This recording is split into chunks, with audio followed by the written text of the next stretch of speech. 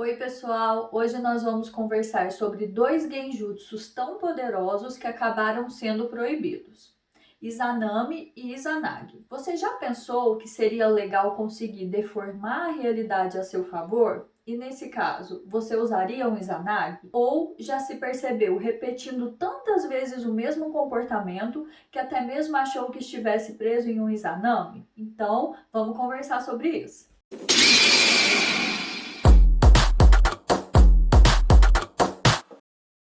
Oi, pessoal, eu sou a Deise Coelho, psicóloga, e hoje eu tô aqui para apresentar para vocês um novo quadro aqui do canal. O nome vai ser Psicologia Explica. E por que eu pensei nesse quadro? Bom, já aconteceu de você estar ali feliz da vida assistindo o seu anime e de repente olhar para uma cena e perguntar: mas por que esse personagem está fazendo isso? Por que ele está aceitando algumas dessas coisas? O que fez com que ele seguisse por esse caminho? Por exemplo, por que o Hiruzen aceitou que o Danzou fizesse tantas coisas ruins ao longo da história? É esse tipo de dúvida que eu vou tentar responder através da psicologia. E se você também já teve algum tipo de pergunta nesse estilo, aproveita e já deixa aí nos comentários para a gente conversar sobre isso, beleza? Então, para você não perder nenhum desses vídeos tão legais que eu tenho certeza que já vem por aí, já aproveita, se inscreve no canal e deixa aí seu like, ok? Então, a nossa grande dúvida de hoje é: por que o Izanagi se tornou um jutsu proibido?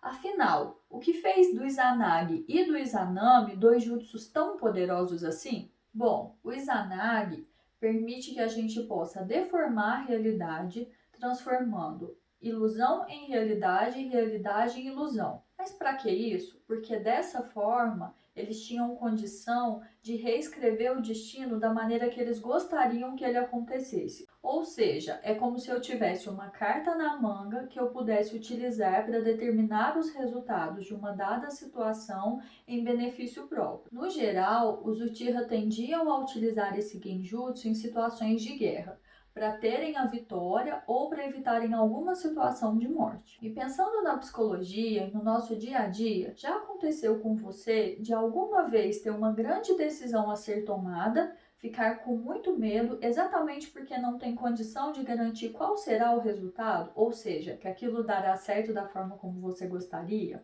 Então, é nesse sentido que os Uchiha acabam utilizando o Izanagi. É como se eles tivessem uma garantia de que eles vão manipular a realidade e obter exatamente o que eles gostariam, ainda que para isso eles tivessem que perder a visão de um dos olhos. Isso me faz refletir muito sobre como hoje a nossa cultura, a nossa sociedade nos instiga a ser cada vez mais imediatista, a temer muito o fracasso, a ter dificuldade de lidar com frustrações.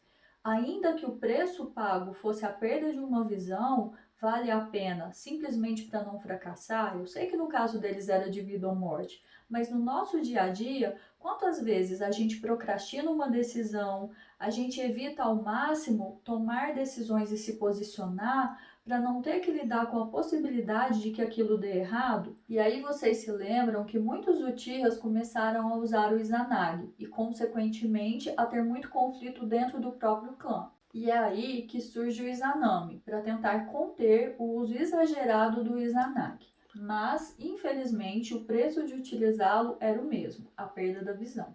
Mas afinal, como funcionava o Izanami? Bom, ele prendia a pessoa num ciclo infinito, num eterno loop, no qual ela tinha um recorte de tempo e ela repetia os mesmos comportamentos várias e várias vezes. A única saída possível para esse jutsu era quando a pessoa parasse, analisasse toda a situação e repensasse os seus comportamentos. Então, a partir do momento que ela gerasse alguma mudança, ela tinha condição de sair daquela ilusão, daquele genjutsu e voltar para a realidade. E aí eu vou até fazer uma brincadeira com vocês. De certa forma, o Izanami funcionava como uma terapia, no qual a pessoa precisa parar, se olhar, analisar todos os seus atos e, a partir disso, olhar para si mesma, se aceitar, se perdoar e então buscar outros caminhos possíveis que agora façam sentido para ela e assim gerar mudanças em sua vida. E pensando que o que mantinha o Izanami funcionando, o que mantinha a pessoa dentro desse genjutsu,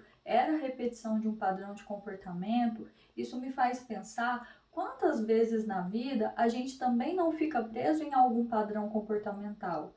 A gente sabe que não vai dar certo aquilo, mas ainda assim a gente repete aquele comportamento buscando um resultado diferente. Mas se eu já tentei várias e várias vezes e em todas eu cheguei no mesmo resultado, o que faria ser diferente dessa vez? A única coisa possível é trazer novos comportamentos que então me levem a novos resultados. A maior parte desses padrões de comportamentos, eles se fundamentam em crenças, ou seja, em coisas que eu acredito veementemente que são e devem ser daquela forma.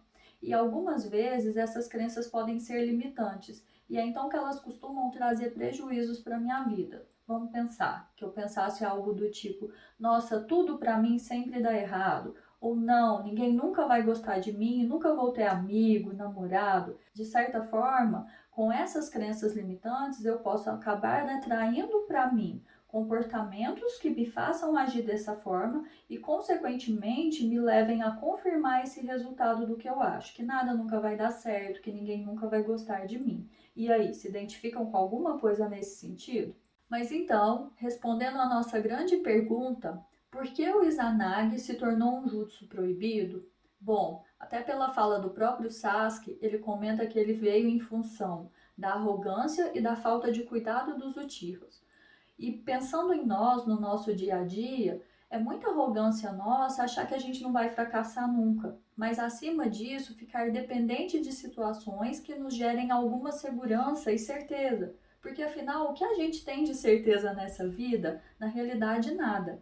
Então, o próprio Sasuke comenta isso, e o de quanto é muito importante a gente aceitar o passado para poder aprender com os nossos próprios erros. E então, o Itachi pontua para o Sasuke que o Izanami foi criado exatamente para isso, para que os usuários do Izanagi pudessem não ficar mais reféns da necessidade do uso desse jutsu e assim aprenderem a respeitar o seu passado e aprenderem com ele, utilizarem esses ensinamentos e, além disso, lidarem melhor com seu destino e seguirem em frente sua vida. E dessa fala do Itachi, a gente consegue perceber que o Izanagi foi proibido exatamente porque, a partir do momento que a pessoa utilizava, ela não se aceitava como ela de fato é, ela não aceitava o seu papel, o seu passado ali, mas principalmente a pessoa ficava numa ilusão, porque ela passava a acreditar na mentira que ela contou para si mesma, ao invés de olhar quem de fato ela realmente era. Bom, e o recado principal que eu quero deixar nesse vídeo para vocês é por que não olhar para si, aceitar os seus defeitos, aceitar as suas falhas, tentar aprender com isso e assim, dia após dia, tentar ser uma pessoa melhor. Perfeita sempre? Infelizmente não, porque isso não existe. Mas alguém que cresce a cada novo dia,